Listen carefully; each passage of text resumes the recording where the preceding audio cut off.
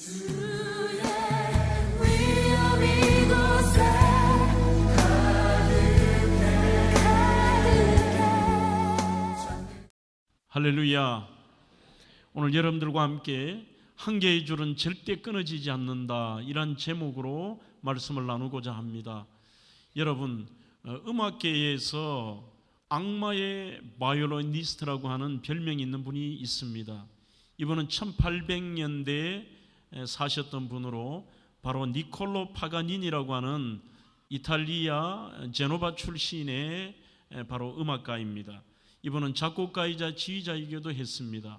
왜 악마의 바이올리니스트라고 하느냐 하면 이분의 연주가 정말 대단하여서 한 번만 그의 연주를 들으면 그 연주에서 헤어날 수 없기 때문에 악마의 연주라고 하는 그런 별명을 가지고 있었습니다. 특히 이분이 1840년 5월 27일 57세의 나이로 돌아가실 때까지 전 세계를 여행하며 연주를 했습니다. 그가 이런 세계적인 연주자와 지휘자가 되기 전에 한 사건이 있었습니다. 이 사건은 바로 무명이었을 때에 그가 사람들 앞에 청중들에게 연주를 하는데 그가 그 당시에 사용했던 바이올린이 과르넬이라고 하는 어마어마한 명품이었습니다. 명품 바이올린으로 연주를 하는데 중간에서 갑자기 줄이 하나 떨어져 버린 겁니다. 오히려 청중들이 당황하는데 아무렇지도 않게 파가니니가 연주를 계속해서 하고 있습니다. 또 얼마 지나지 않으니까 두 번째로 줄이 떨어져 버렸습니다. 4개 중에 두 개가 떨어진 것입니다. 여전히 혼란스러운 상황 속에서도 잠시 연주를 멈추는 것이 아니라 두 줄을 가지고서 아름답게 계속해서 연주를 합니다. 마지막에는 3번째 줄까지 떨어져 버립니다. 이때는 오히려 보는 사람들이 더 이상 파가니니가 연주를 할 수 없겠다라고 생각을 하는데 거기와 상관없이 파가니니가 단 한 줄을 가지고 끝까지 연주를 마칠 때 우레와 같은 박수와 함께 일약 그를 세계적인 연주자로 명성을 높이게 된 것이죠. 우리는 이 사건을 가지고서 필립 얀시라고 하는 분은 그의 책에서 이렇게 말을 합니다. 인생은 누구나 예외 없이 인생이란 연주를 멋있게 하고 싶어 합니다. 모든 사람들의 박수와 환호를 받고 싶어 합니다. 그러나 이 파가니니처럼 기대와 상관없이 줄이 끊어지기도 합니다. 어떤 사람은 건강의 줄이, 어떤 사람은 젊음의 줄이, 어떤 사람은 물질과 직장과 사업과 관계와 가족과 정말 남들에게 말할 수 없는 그 장애물을 통한 절망 등 이러한 줄들이 끊어진다는 거예요. 그렇게 끊어집니다만 멋진 연주를 하고 싶지만 가진 것이 하나씩 떨어져 나갑니다. 그러면서 이 필립 얀시는 오히려 이것이 우리가 잘 아는 로마서 8장 28절의 말씀을 근거로 우리가 알거니와 하나님을 사랑하는 자, 그 뜻대로 부르심을 입은 자들에게는 모든 것이 합력하여 선을 이룬다. 오히려 그 어려움 가운데서도 하나님께서 그것을 선을 이루시는 것을 체험한다는 것입니다. 그것처럼 마지막 한 개의 줄 때문에 그가 세계적인 일약 연주자가 되었듯이 우리 인생에는 더 중요한 게 있다라고 표현을 합니다. 그것이 오늘 설교의 제목이기도 합니다. 바로 마지막 한 개의 줄은 절대로 끊어지지 않는다. 그것은 하나님과 우리 사이에 연결된 사랑의 줄이며 세상의 모든 것이 다 끊어져도 이 줄은 튼튼하다, 그렇게 말하고 있습니다. 그 끝까지 남은 줄 때문에 더 멋진 연주를 하게 된다는 것입니다. 여러분, 본문으로 돌아온다면 로마서 8장 29절로 39절은 그 표현이 한글 성경에는 그냥 평이한 우리가 흔히 맞닥뜨리는 메시지처럼 보입니다만 헬라어 원문을 본다면 단어 하나하나가 신약 성경 전체에 딱 한 번 쓰인 단어도 나오고 그 표현 자체가 강력한 문구가 본문에 나와 있다는 것입니다. 자, 그러면 29절에서 30절, 엄밀히 말해서 8장 전체의 주제 성구는 어디일까? 35절입니다. 누가 우리를 그리스도의 사랑에서 끊으리요? 환난이나 곤고나 박해나 기근이나 적신이나 위험이나 칼이라. 그 어떤 것도 우리를 하나님의 사랑에서 끊을 수가 없다는 것입니다. 더 나아가서 나를 향한 그 하나님의 사랑을 38절 39절에도 여기도 또 강력한 단어가 나오는데 나 확신해, 나 이것을 체험했어, 나 이걸 알아 라고 쓰는 표현으로 이렇게 얘기합니다. 나 이것 사실 하나만큼은 바울이 얘기합니다. 확신한다. 사망이나 생명이나 천사들이나 권세자들이나 현재일이나 장래일이나 능력이나 높음이나 깊음이나 다른 어떤 피조물이라도 우리를 그리스도 우리 주 예수 그리스도 안에 있는 그 하나님의 사랑에서 우리를 절대로 그 어떤 환경에도 내가 확신하는데 끊을 수 없다. 그렇게 말씀하고 있습니다. 자, 그러면 끊을 수 없는 이 하나님의 사랑에 대한 메시지를 오늘 여러분들과 함께 잠시 나눠보고자 하는데, 가장 먼저 절대 끊어지지 않는 이 하나님의 사랑은 하나님이 나를 아시고 우리 자신을 보장한다는 사실을 말하는 표현입니다. 우리를 아신다, 우리의 삶을 보장하신다. 29절로 30절에 보시면 하나님이 미리 아신 자들을 또한 그 아들의 형상을 본받기 위하여 미리 정하셨으니 또 미리 정한 그들을 부르시고 되어 있습니다. 29절로 30절은 흔히 제가 지난번 우리 어린아이들과 전 성도들에게 수요 예배 때 구원의 서정을 여러분들에게 설명을 드렸습니다. 그게 여기에 나와 있습니다. 하나님께서 우리에게 가장 먼저 저와 여러분들을 이 땅에 태어나시기 전부터 여러분들을 알고 계셨다는 것입니다. 하나님이 아셨고, 그리고 그 하나님이 아시는 하나님의 자녀들을 여기서 선택 교리가 나옵니다. 하나님이 정하시고, 그 다음에는 하나님께서 콜링입니다. 우리를 부르셨고 때가 되었을 때 여러분들을 주의 곁으로 부르셨습니다. 그 다음에 하나님 하신 일들은 죄 많은 우리를 향하여 예수 그리스도로 말미암아 우리에게 칭의, 의롭다 하셨고, 오늘 마지막에 뭐라고 나오시죠? 우리를 영화롭게 하셨다. 그렇게 말씀하고 있습니다. 그러므로 제일 첫 번째 단계가 뭐냐? 하나님의 자녀인 우리를 하나님이 아신다는 것입니다. 하나님이 아신다. 내 이름을 불러주신다는 것, 하나님이 나를 안다는 것은 엄청난 축복이며 은혜이며 하나님의 나를 향한 끊을 수 없는 그 사랑의 증거가 되기도 합니다. 여러분, 누가 안다는 것은 그 사람과의 친밀함일 뿐만 아니라 굉장히 그 속에서는 사랑의 의미를 가지고 있습니다. 여기서 안다는 표현이 히브리어 단어에 야다라는 단어가 있습니다. 그 야다라는 말은 하나님과 인간의 관계에서 쓸 때가 한 번 있고, 두 번째는 사람과 사람, 남녀 관계에서 이 야다라는 말을 씁니다. 둘 다 특징이 뭐냐? 그냥 아는 지식적인 아는 것이 아닙니다. 이 야다티라고 하는 말은 하나님과 우리 사이에 나 하나님 야다했다라고 표현하면은 그 하나님을 우리가 눈에 보이지 않는 하나님이 어떻게 역사하시고 도우시고 살아 역사하시는 그 하나님을 내 인생에서 어떤 사건을 통해 체험했다는 겁니다. 하나님 살아계시네. 진짜 하나님 살아계시는 게 맞네. 그때부터는 어떤 환경에서도 그분의 신앙이 흔들림이 없습니다. 너 어떻게 신앙이 그렇게 확고하지? 나 하나님 알아. 하나님을 체험했다는 것입니다. 두 번째, 사람들끼리 남녀관계에 나 저 사람 알아라고 야다했다고 할 때는 단순하게 그 사람의 배경과 지금의 모습을 안다는 게 아니라 나 저 사람과 깊은 관계를 맺었다. 그럴 때 쓰는 표현이 나 저 사람 안다는 것입니다. 오늘 주님께서 우리를 안다는 게 그런 것입니다.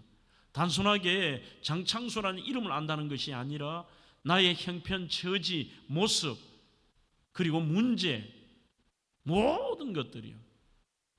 우리가 많이 부르는 그 찬양처럼 내 이름 아시죠? 내 모든 생각도, 심지어는 주님이 나를 부르시고 그분이 나를 정확하게 알고 계신다는 것입니다. 여러분, 대통령이 누구를 안다는 것을 가지고 어떤 사람들은 자랑을 하기도 하고 그것을 가지고 사기를 치는 사람도 있습니다. 인간의 별것 아닌 대통령 하나도 내가 그를 알고 그가 내 이름을 알고 나를 각별히 안다고 할 때에 사람들에게는 배경이 되고 힘이 되기도 합니다. 하지만 오늘 이거 하나만 여러분들의 마음에 확신을 얹고 돌아가도 우리의 삶이 달라질 겁니다. 하나님이 나를 안다. 우리 옆에 분에게 이쯤 오면 한번 물어보셔도 괜찮겠죠. 집사님 저 아시죠? 라고 한번 물어봐 주시죠. 네. 아마 우리 영상으로 예배를 드리는 별관 3층이나 여기에 본당에 계시는 분들도 옆에 처음 보시는 분도 있고요. 안다는 것은 부부에게는 물어볼 것 없이 당신 나 알아라고 물어본다는 것은요, 너무 가깝다는 뜻입니다. 성도들 가운데서도 종종 목회자를 테스트하는 분이 계십니다. 과연 우리 담임 목사가 나를 아느냐? 몇 가지 유형이 있습니다. 어떤 분은 퀴즈형도 계십니다. 어떤 분들은 확정형이 계시고요. 어떤 분들은 부탁형도 계십니다. 퀴즈형은 꼭 이렇게 물어봅니다. 우리 새가족 분들 가운데 저희 교회는 새가족이 많으시니까 목사님 혹시 제가 누군지 아세요? 라고 물어봐요. 이런 퀴즈형을 내시거든요. 확정형은 이렇습니다. 아예 저 자신을 본인이 더 잘 아는 것처럼 목사님은 아마 제가 누군지 모를 거예요. 이렇게 시작해요. 목사님 저 모르시죠? 아마 목사님은 저 모를 거예요. 제가 몇 달 전에 언제 등록했는데 목사님 저 모르시죠? 그래요. 왜 확정을 하는지 모르겠어요. 그러다가 더 대단한 것은 제가 그것을 맞추기도 해요. 왜 그러냐면 제 목양실에 와보신 분들은 알지만 저희 교회가 수천 명이 되어도 이렇게 제 방의 문에는 늘 업그레이드가 됩니다. 성도 여러분들을 제가 다 알 수가 없으니까 저도 공부를 해야 되는 것입니다. 그래서 각 이렇게 지역마다 해서 연령대별로 해서 제 방에 작은 사진으로 사진 붙이고 이름하고 해서 다 적어놔요.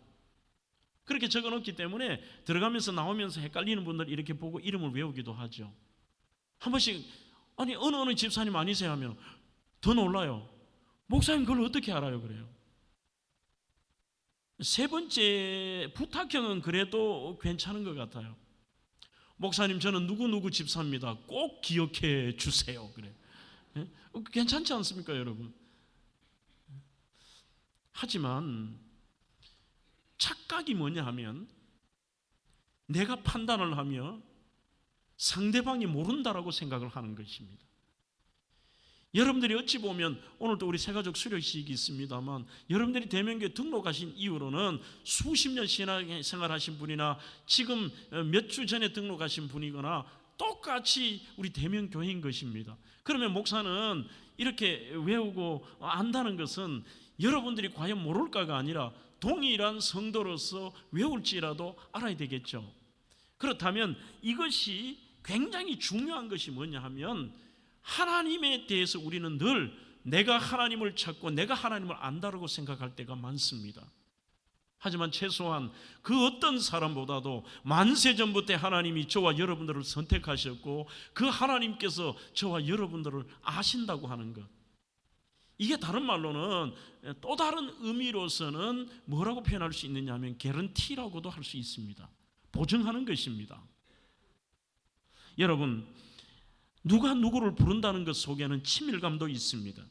누가복음 5장 27절로 32절에는 하나님께서 당시에 상상할 수 없는 짐승보다 못한 취급을 받았던 세리가 마태가 그것도 세관에 앉아 있을 때 마태를 부르십니다. 누가복음 19장에 보시면은 예수님이 삭개오를 부르시는데 모든 사람들의 손가락질을 당하던 그 삭개오가 엄밀히 말하면 돌감람나무죠. 성경에 우리 번역으로는 뽕나무라고 되어 있습니다만 그 돌감람나무 위에 올라가서 예수님을 만나고자 하지만 과연 나는 예수님을 찾을 수가 없다고 생각합니다. 그분이 당연히 저를 모른다고 생각했습니다. 그 현장에서 예수님께서 삭개오를 아십니다. 아는 정도가 아니라 삭개오의 이름을 부르십니다. 삭개오야 삭개오야 내려오거라. 그리고 그 다음 말씀이 바로 보증이고 친밀감입니다. 예수님께서 삭개오를 아신다는 자체는 그 다음에 이렇게 얘기하십니다. 내가 오늘 너의 집에 유하리라. 친하니까 그 집에서 지내시겠다는 것입니다.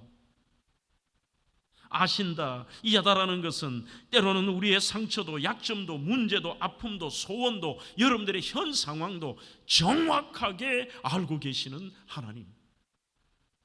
시편 139편 1절로 4절에는 더 구체적으로 하나님이 우리를 어떻게 아시는가를 이렇게 설명하고 있습니다. 여호와여, 주께서 나를 살펴보셨으므로 나를 아십니다. 주께서 내가 안고 일어섬을 아시고 멀리서도 나의 생각을 밝히 아시고 나의 모든 길과 내가 눕는 것과 그리고 나의 모든 행위를 익히 아십니다. 여호와여, 내 혀의 말을 알지 못하시는 것이 하나도 없습니다라고 말합니다. 여러분, 하나님이 나를 아신다? 이것 자체가 보장 아닐까요? 여러분들이 어떤 의미에서 별것 아닌 담임 목사에게도 어떤 분들은 이렇게 종종 말씀하시는데 그거는 겸손이 아닙니다.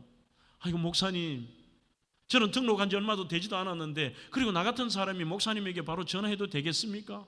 이분은 보장에 대한 것과 그 개런티를 이해를 못하신 거예요. 여러분들이 어찌 보면 전 세계에 우리 대구에만 해도 1600개 교회가 있습니다만 제가 그 교회 성도들이 알 수가 있겠습니까? 제가 그분들을 문에 걸어놓고 외울 필요도 없습니다. 제가 안다는 것은 친밀하다는 것입니다. 식구라는 뜻입니다. 가깝다는 뜻입니다. 등록한 이후에는 여러분들이 그의 권리도 있고 그 보장이 되어 있다는 것입니다. 여러분들의 삶에 문제가 생기거나 저는 아직도 제 머리맡에는 늘 전화기가 이게 교육전사 때부터 그때 담임 목사님에게 배운 것입니다. 목회자는 성도들이 언제 연락할지 모르기 때문에 언제든지 연락이 되어야 된다는 것입니다. 그 당시에는 휴대폰도 없었습니다. 그래서 때로는 전화기 옆에서 그렇게 하고 지금도 저는 특별한 게 아니면은 절대로 묵음이나 진동을 잘 하지 않습니다. 그래도 물론 못 받을 때도 있죠. 특별한 회의가 있으면은 진동을 해야 되겠습니다만 왜 그러냐면 지금 같은 경우는 성도들이 가장 목회자가 필요할 때가 언제예요? 목회자가 필요할 때는 장례나 이런 거 아닐까요? 장례가 여러분들 정해놓고 나는 것도 아닙니다.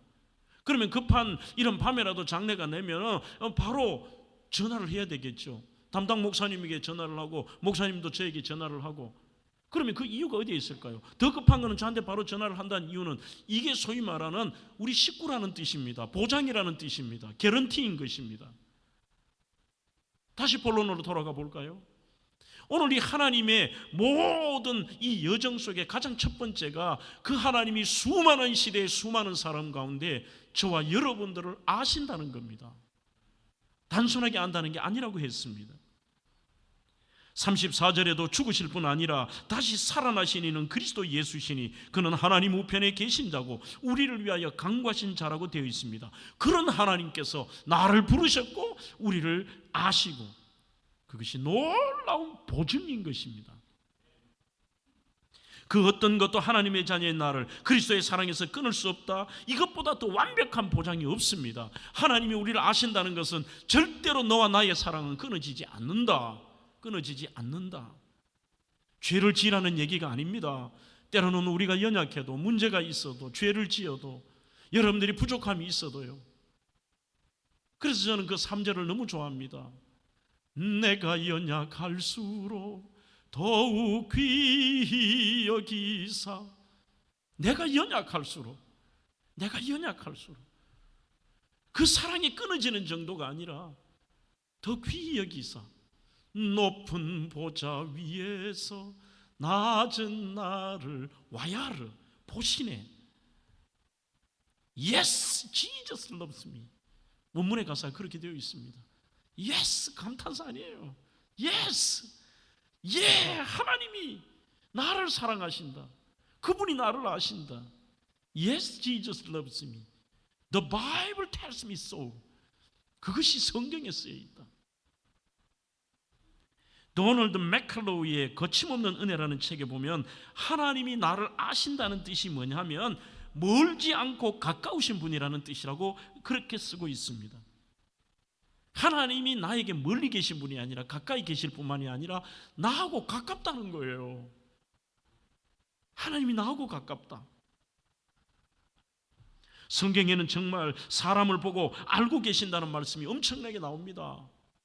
아브라함아, 모세야, 수가성 여인에게도 눈먼 소경에게도 38년 된 병자에게도 보시고 아시고 고치신 것입니다. 요한일서 3장 20절에도 우리의 마음이 혹 우리를 책망할 일이 있어도 하나님은 우리 마음보다 크시고 모든 것을 아신다고 되어 있습니다.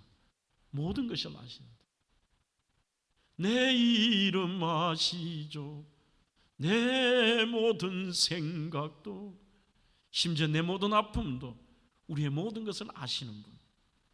그것이 우리에게는 바로 가장 중요한 하나님의 보증입니다. 내가 너를 안다. 두 번째, 절대 끊어지지 않는 하나님의 사랑은 고난 가운데 더 풍성하게 나타날 때가 있습니다. 8장 35절, 누가 우리를 그리스도의 사랑에서 끊으리요? 그렇게 선포한 다음에 수많은 고난들을 다 소개를 해요. 이런 것들 여러분들 하나만 해당이 돼도 쉽지가 않습니다. 환난과 곤고와 핍박과 기근과 적신과 위험과 칼이라, 그렇게 되어 있습니다. 여기서도 끝나는 게 아닙니다. 38절로 39절에는 이 땅에서 맞닥뜨리는 10가지의 권세를 얘기하기도 합니다. 사망과 생명과 천사들과 권세자들과 현재일과 장래일과 능력과 높음과 깊음과, 여기서도 모든 피조물일지라도, 그렇게 말합니다. 이 정도의 고난, 여러분들이 환난, 곤고, 핍박, 기근, 적신, 위험, 칼, 이런 정도의 고난을 당하면 여러분들의 반응은 어떻습니까? 첫 번째 돼지처럼 하나님이 아신다는 이게 완벽한 정도는 아닐지라도 내 마음에 확신이 없다면 모든 사람의 특징이 하나님을 멀게 느껴집니다. 솔직히 제가 번역을 그렇게 했다고 봅니다만, 이 데이비드 보덴의 하나님이 멀게만 느껴질 때라는 책에 보면 그 원문의 의미는 하나님이 계시지 않는 것처럼 느끼는 겁니다. 문제와 환난 속에 보면, 야, 뭐 예수 믿어도 특별한 거 없네, 하나님의 자녀고 하나님 아신다고 해도 특별한 게 없네, 그러면서 그 고난 가운데 하나님이 멀게만 느껴집니다. 도대체 무슨 시간일까요? 왜 하나님은 아신다고 하면서 그렇게 사랑하는 자녀들에게 환난과 적신과 기근과 칼과 온갖 이러한 어려운 것들과 세상의 권세들에게 지배당하게 만들고 힘들게 만들까요? 오늘 이 책에서 데비드는 이렇게 말합니다. 진짜 고난을 겪은 사람들은 인간의 마음이 얼마나 재빨리 하나님이 계시지 않고 하나님께서 버렸다고 생각하는지를 잘 압니다. 그러나 하나님은 절대로 고난 중에 부재하시지 않으십니다. 하나님은 고난 중에 임재하십니다. 그리고 오히려 더 하나님의 자녀에게는 고난 중에 더 큰 확성기처럼 행동하시고 말하십니다. 사실 하나님은 자신을 위해 자주 고난을 통해, 이 두 가지 단어가 이번 제가 설교를 준비하면서 제 마음에 강하게 와닿았습니다. 하나님이 멀게 계시는 분이 아니라 가까이 계신 분이면서도 성경에서 독수리가 그 자녀를 연단시켜서 완전히 새의 제왕으로 만들시, 하나님이 아시면서 왜 성도들에게 이러한 문제를 주실까? 아시면서 왜 그렇게 힘들게 하실까? 두 가지라고 설명합니다. 사실 하나님은 자신을 위해 자주 고난을 통해 우리를 빚으시고 준비시키십니다. 그렇게 쓰고 있습니다. 빚으신다, 준비시킨다. 어떤 작품이 태어나기 위해서는 아픔이 있어야 됩니다. 저는 이탈리아 피렌체에서 다비드상을 보면서 처음에 압도가 되더라고요.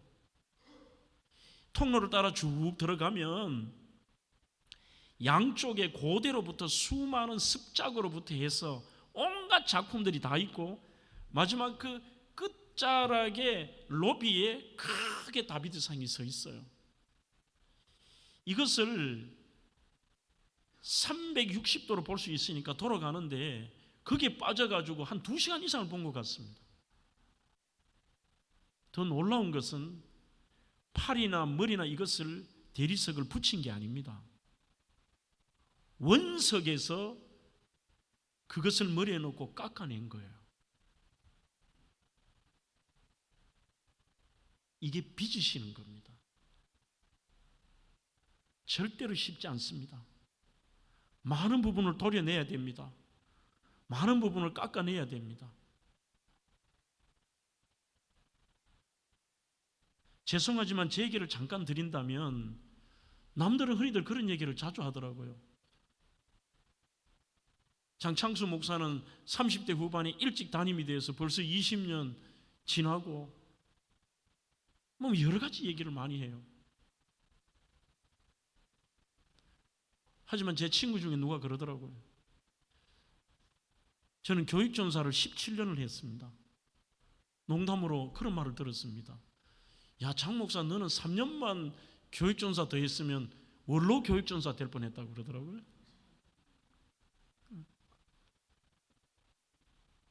정말 군생활이나 유학생활이나 목회가 만만치는 않았던 것 같습니다. 이렇게 대명동에서 이곳을 이사를 와서 건축도 웃고 하고 기도하며 했습니다만 만만치는 않았던 것 같습니다. 요즘 조금 느끼는 것 같아요. 그래도 이 시골교회 목회자지만 많은 곳에서 말씀 증거해 달라고 하고, 어떤 분들은 7번, 8번, 내년 4월에 상해연합교회 한 3,000명 모이는 교회 목사님은 너무 연락이 많이 오는 거예요. 아마 그 미국의 뭐 지금 텍사스, 오스틴, 또 동부의 뉴욕, 뭐 LA, 호주, 동유럽, 영국, 우리나라도 여러 지역 아마 집회 들어오는데 다 나가라 그러면은 못 나갈 거예요. 지금 한 10분의 1 나가는지 모르겠습니다. 그러면서 어느 순간 제가 깨닫는 것은 이 아무것도 없는 이 시골교회 목사가 그래도 그 정도로 설교에 나름대로 사람들이 사모한다는 것은 삶에 하나님이 빚으신 내용들이 그래도 조금 있기 때문이 아닐까. 이 테스트모니라고 하죠. 그 간증거리도 좀 있고 뭔가 삶에 이 빚어지고 그 준비시켜서 쓰시는 그 하나님의 그 모습들이 있으니까요. 부족하지만 제 얘기를 드린 것은 성도 여러분들 가운데서도 시대가 아무리 살기 편해도 나름대로의 견디기 어려운 시간들을 보내시는 분들이 계시고, 이 앞에서 얘기했던 수많은 그 단어들이 본인의 단어일 수가 있습니다. 하지만 그럴 때마다 하나님이 멀게만 느껴지십니까? 그리고 희한하게도 사람들은 이 데이비드 보덴의 말처럼 하나님이 계시지 않고 하나님이 버렸다고 하는 생각이 얼마나 재빨리 드는지 모릅니다.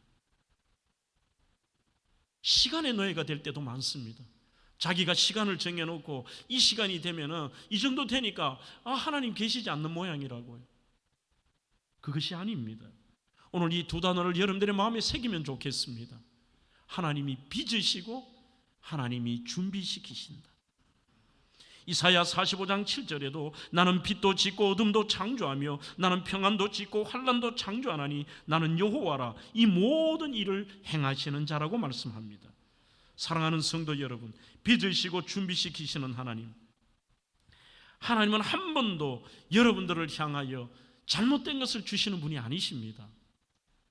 특히 오늘 37절에 보시면 그러나 이 모든 일에 우리를 사랑하시는 이로 말미암아 우리가 어떻게 이긴다고 되어 있습니까? 넉넉히 이긴다고 되어 있습니다. 넉넉히 이긴다. 이 단어는 히페르니카오라는 단어가 신약성경 전체 딱 한 번 나옵니다. 여기. 그래서 제가 이 로마서 8장은 강력한 단어가 쓰고 있다는 게 이런 겁니다. 그 어디에도 사용하지 않은 단어, 딱 한 번 쓰는 단어, 히페르니카오. 이게 어떤 뜻이냐? 한글 성경 번역에는 넉넉히 이긴다고 되어 있습니다만 원래 이 히페르니카오는 경기를 벌이더라도 압도적 승리라는 뜻이 바로 히페르니카오입니다. 한 번 더요. 그러나 이 모든 일에 우리를 사랑하시는 이로 말미암아 우리가 압도적으로 승리한다는 뜻입니다. 하나님이 하실 때에 대충에 하나님이 하시는 일이 지금보다 좀 나아지고 문제가 조금 해결되고 아니면 그 상황들이 조금 더 좋아진다는 이 정도의 수준이 아닙니다. 완벽하게 그 상황들을 뒤집어 버리시기도 하시고 그 상황들을 높이시기도 하시고 내가 생각하는 것보다 더 놀랍게 역사하시는 압도적 승리라는 표현이라는 것이죠. 요한일서 5장 4절 대저 하나님께로 난 자마다 세상을 이기느니라. 세상을 이긴 이김은 이것이니 우리의 믿음이니라 라고 말씀하고 있습니다. 세상을 이긴 그 믿음, 하나님이 우리를 압도적으로 승리하게 될 것이다. 그래서 때로는 괴롭고 힘들어도 깎여 나가도 자존심 상해도 견디기 힘들어도 아파도 빚으시는 하나님을 우리는 확신하며 준비시키시는 그 하나님, 압도적으로 승리케 하시는 그 하나님을 믿게 되는 것입니다. 하나님의 허락 없이는 그 어떤 악의 세력이라도 결코 우리를 해할 수가 없습니다. 하나님은 고난을 통해 더욱 하나님을 의지하게 하십니다. 하나님의 능력을 체험하게 하십니다. 18절로 25절은 오히려 현재의 고난이 우리의 영광이 되게 만드십니다. 26절로 30절은 현재의 여러분들의 약함이 여러분들의 강함이 될 때도 있습니다. 그걸 경험할 때 놀랍게 하나님이 이것 때문에 그 약함을 이렇게 쓰셨구나. 나중에 우리의 간증거리가 되는 것이죠. 이 약한 나로 강하게, 가난한 날 부하게, 눈먼 날 볼 수 있게 주에게 행하셨네. 그러면서 우리 모두가 호산나 호산나 그분을 찬양하게 되는 것입니다. 31절로 39절은 현재의 실패가 오히려 우리에게 승리가 된다는 것입니다. 마지막으로 나를 향한 하나님의 끊을 수 없는 사랑을 여러분들 확신하며 사십시오. 도대체 하나님의 끊을 수 없는 사랑, 이게 구체적으로 어떤 의미인가를 제가 정리를 좀 해드리겠습니다. 첫째, 하나님의 공급하심의 사랑을 확신하십시오. 이게 오늘 32절입니다. 자기 아들을 아끼지 아니하시고 우리 모든 사람을 위하여 내주시니까 어찌 그 아들과 함께 모든 것을 우리에게 주시지 아니하겠느냐라고 말씀하고 있습니다. 성경의 믿음의 거장들은 혹독한 환경에도 불구하고 결코 좌절하거나 불평하거나 원망하지 않았습니다. 왜 그러냐? 그 자신을 부르신 하나님의 끊을 수 없는 사랑 속에 하나님이 우리를 향하여 더 내 생각보다 좋은 것을 공급해 주신다는 믿음이 있었습니다. 두 번째, 우리를 보호하시는 하나님의 사랑을 확신해야 됩니다. 31절입니다. 그런 적이 일에 대하여 우리가 무슨 말을 하리요? 만일 하나님이 우리를 위하시면 누가 우리를 대적할까라고 말씀합니다.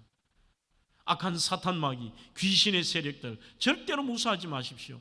귀신들은 미혹의 영이 있습니다. 그래서 사람들의 마음을 낙심하게 만들고 두렵게 만들고 꼼짝 못하게 만듭니다. 이것 때문에 망할 것처럼 느낍니다. 도저히 이겨낼 수 없을 것처럼 말합니다. 하나님의 뜻을 반대로 얘기하기도 합니다. 꼭 죽을 것 같이 생각이 듭니다. 아닙니다. 하나님이 아시고 하나님의 자녀들에 대해서는 털끝 하나도 그들이 건들지를 못합니다. 세 번째는 하나님의 용서하심을 확신하십시오. 33절로 34절입니다. 누가 능히 하나님께서 택하신 자들을 고발하리요? 의롭다 하시니는 하나님이시니 누가 또한 정죄하리요? 죽으실 뿐 아니라 다시 살아나시니는 그리스도 예수시니 그는 하나님 우편에 계신 자요 우리를 위하여 간구하시는 자라. 그러면서 오늘 이 본문은 과연 이 예수님이 누구인가를 설명하고 있습니다. 우리를 보호하시고 우리에게 공급하시고 우리를 용서하시는 분이 누구시냐? 한마디로 표현합니다. 다시 살아나신 예수 그리스도. 다시 살아나신, 사망 권세를 깨뜨리고 다시 살아나신 예수 그리스도. 이 권세로 말미암아, 예수 그리스도로 말미암아 절대로 하나님의 사랑에 끊어질 수가 없다는 것입니다. 네 번째는 하나님의 나를 사랑하심을 확신하십시오. 로마서 8장 39절, 우리를 우리 주 예수 그리스도 안에 있는 하나님의 사랑에서 끊을 수 없다고 되어 있습니다. 여러분, 혹시 그 사회학 용어 가운데 거울 자아 이론이라고 들어보셨습니까? 이게 무엇이냐 하면 내 인생의 가장 중요한 사람들, 남편, 아내, 자녀, 부모, 상사, 아버지, 좀 세분하면 어머니, 또 교회에 들어오면 목사, 담임 목사, 나와 내 인생의 중요한 사람이라는 그 사람이 나를 어떻게 보느냐에 따라서 그대로 된다는 게 거울 자아 이론입니다. 좀 더 쉽게 생각하면 우리 아빠가 나를 사랑해, 내 아내가 나를 사랑해, 우리 목사님이 나를 사랑해. 나 이쯤 되면 아멘 나올 줄 알았습니다. 그러니까 아니 나 같은 새 가족을 하나님 사랑하실까? 나는 조금 열심히도 하지 않고 나는 문제도 있는데 하나님 그리고 주님 사랑하실까? 심지어 우리 목사가 나를 사랑할까? 이게 여러분들의 생각인 거예요. 그게 거울 자 이런 대로 그대로 되는 겁니다. 그런데 그렇게 믿는 거예요. 그대로 되는 것이죠. 정말 중요한 것은 하나님이 나를 사랑하신다면, 그렇게 나를 보신다면 그대로 되는 것입니다. 정말 중요한 것은 내가 하나님 사랑하고 내가 하나님 의지하고 내가 하나님 앞에 믿음으로 살고 고백하는 것보다 더 중요한 게 있습니다. 오늘 여러분들의 관점이 바뀌어야 됩니다. 그게 뭐냐? 하나님이 나를 많이 사랑한다고 내가 믿는 거예요. 하나님이 나를 많이 사랑하신다. 아니 목사님 나는 그럴 자격이 없습니다. 그거는 겸손이 아닙니다. 하나님이 어떤 분이신가를 모르시기 때문에 그런 이야기를 하시는 겁니다. 어떤 분은 내가 이렇게 연약하고 문제가 많고 저는 죄를 지었는데 하나님 저를 사랑하지 않는 것, 그렇게 말을 표현합니다. 아닙니다 여러분. 중요한 것은 하나님의 속성은 한 번도 변함없고 우리를 향한 그분의 사랑은 끊을 수가 없습니다. 마지막까지 끊을 수 없는 그것입니다. 그러기에 어떤 경우에도 여러분들의 변함없는 여러분들의 생각이 중요한 게 뭐냐? 확신이 무엇이냐? 하나님이 장창수를 사랑하신다. 그 어떤 경우에도 동일한 메시지입니다. 우리는 하나님의 보호하심과 끊을 수 없는 사랑을 기억하며 살아야 됩니다. 하나님과의 추억을 쌓아야 됩니다.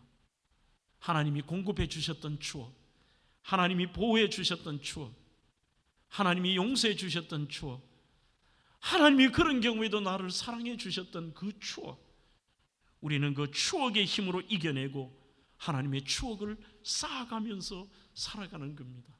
어떤 추억? 하나님이 나를 사랑하신 추억.